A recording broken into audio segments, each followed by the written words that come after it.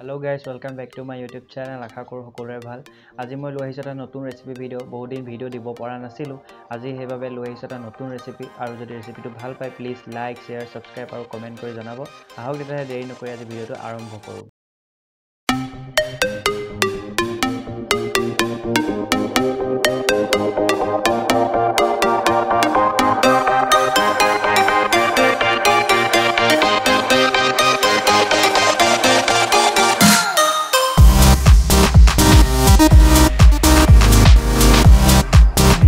বাবে আমাক লাগিব ভেন্ডি। এয়া চাওক আমি সৰুকৈ এনেদৰে ভেন্ডি কাটি লৈছো আৰু আমি পৰিমাণ অনুযায়ী ইয়াত পিয়াজো কাটি লৈছো এনেদৰে আৰু ইয়াত দিবলৈ আমি বনাই লৈছো আদা নহৰু পেষ্ট আৰু 3টা বিলাহী এনেদৰে আমি কুটি লৈছো। এয়া চাওক আৰু ইয়াত দিবলৈ আমাক লাগিব দৈ গাখীৰ। এয়া চাওক আমি দৈ গাখীৰ লৈছো।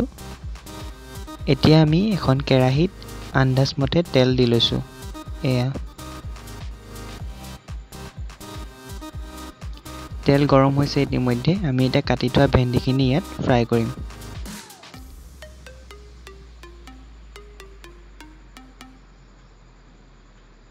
খুব কম জুইত বনাইছো। আপোনালোকে যদি গেছত বনায় তেতিয়াহলে মিডিয়াম ফ্লেমত এইখিনি ফ্ৰাই কৰিব।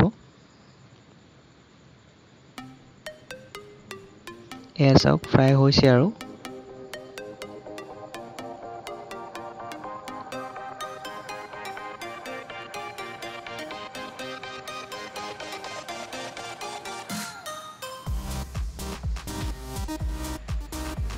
ফ্ৰাই হৈ গৈছে ইতিমধ্যে লাহে লাহে আৰু এইখিনি আমি ভালদৰে এটা কাঢ়ি লম। যোনখিনি ফ্ৰাই হ'ল সেইখিনি আমি ভালদৰে ইয়া কাঢ়ি লৈছো। চাওক এনেদৰে আমি সকলোখিনি এনেদৰে কাঢ়ি লম যেহেতু ফ্ৰাই হৈ গৈছে আমাৰ। তাৰপিছতে এইখিনি ফ্ৰাই কৰি হোৱাৰ পিছত আমি আকৌ অলপমান তেল দি লম।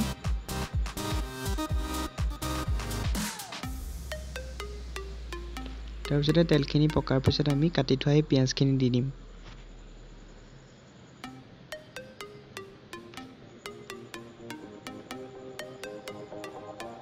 এইখিনি ভালদৰে লৰাই ল'ব। অলপমান ৰঙচুৱা হওঁতেই আদা নহৰু পেষ্টখিনি দি দিব।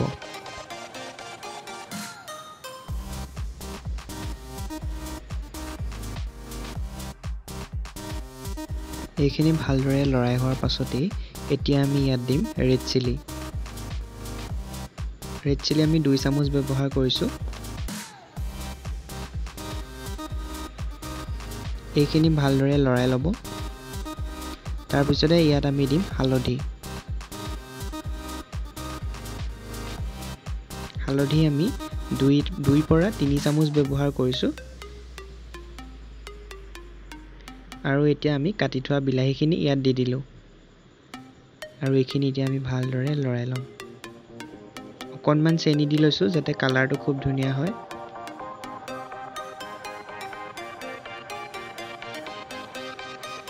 তাৰপিছতে আমি এইফালে দৈ লৈছো। দৈখিনিত আমি প্ৰথমে নিমখ মিলাই লৈছো। দৈ আপোনালোকে পৰিমাণ অনুযায়ী ল'ব পাৰে। যদি গ্ৰেভিটো অলপমান ডাঠ কৰিম বুলি ভাবে তেতিয়াহলে সৰহকৈ দৈ ল'ব পাৰে। আমি যেহেতু বেছি গ্ৰেভি নকৰো সেইবাবে দৈ আমি খুব কম পৰিমাণেহে লৈছো আৰু ইয়াত আমি নিমখও মিলাই লৈছো। এতিয়া আমি ইয়াত দৈখিনি মিক্স কৰি দিম। এনেদৰে দৈখিনি দি ল'ব আপোনালোকে।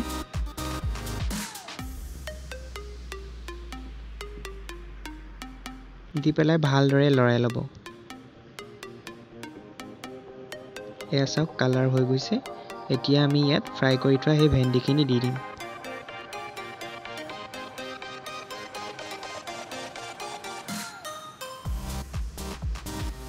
ভেন্দি দিয়া হোৱাৰ পিছতে আমি ইয়াত লৰাই লৈছো।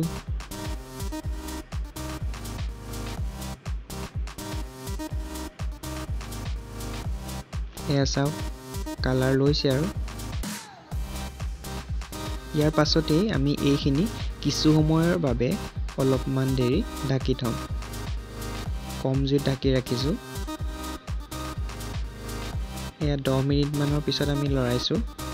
এয়া চাওক হৈছে আৰু গোন্ধটো ধুনীয়াই ওলাইছে আপোনালোকে এবাৰ বনাই চাব ঘৰত নিশ্চয় ভাল পাব